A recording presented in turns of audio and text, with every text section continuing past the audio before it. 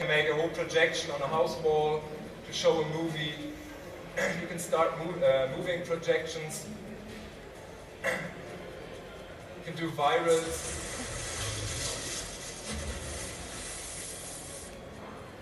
Living billboards. Again, virals.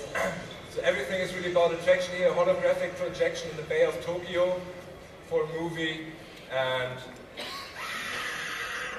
now I hope you are really awake, or you can do it silently, also no problem. This is just some shortcuts, but I brought you another idea of how to generate attraction, especially digital. So this was a laser pointer guerrilla for Red Bull, just on the opposite side of the MI6 building, where James Bond is living. And they took a high-end projector to project some invisible light on this house. And now what they're doing, they take a laser pointer, and when they write something on this house, it appears suddenly, and then they can write messages. Like for example here, hello MI6.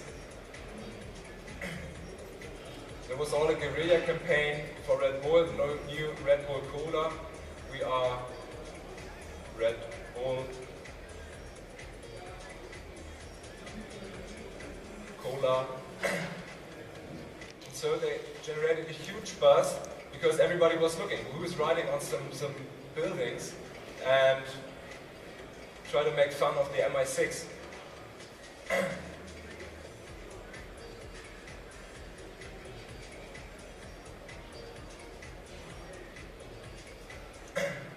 Or other ways to generate attention outside from the customer.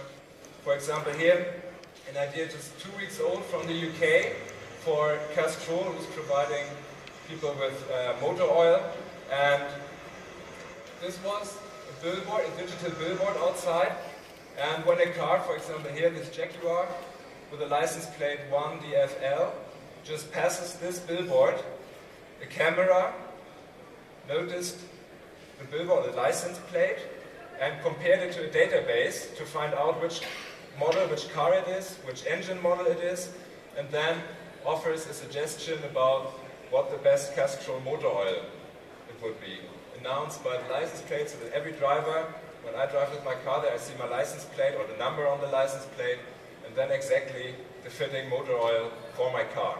So that's really attractive because you really know, because it's a personal conversation, even on a digital billboard. But we won't stop at the 1.0 part. We go on to the 2.0. So I think you all know Web 2.0, all this community, user-generated content.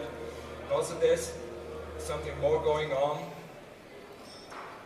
For example, Carlsberg just launched in Sweden some kind of hyper-local community using Facebook, Twitter, put it all together in just one community with the aim to give their clients, their customers, a perfect party community where they can just locate their friends, where they can locate the best party, where they can date, where they can chat, where they can do everything. All about this, where is the party community? It's just a mashup of everything, like Facebook, as I said, Google Maps, Party Finder, and it's kind of huge new, hyper-local, because it's bound to the location community.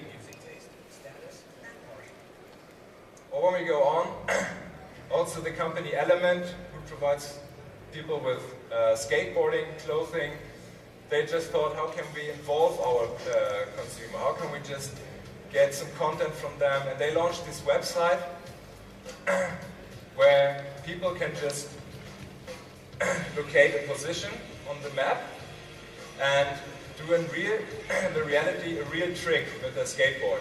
For example here. They just take a movie out of this and connect it to this exact location, and then the community can rate which movie is the best one for this specific position, for example a big park.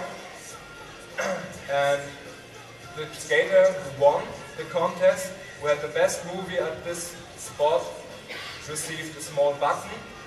Here you see it, this red one. And then it was his spot, because now he owns this spot with the best trick seen on the internet. So it's all user-generated content, involved the client.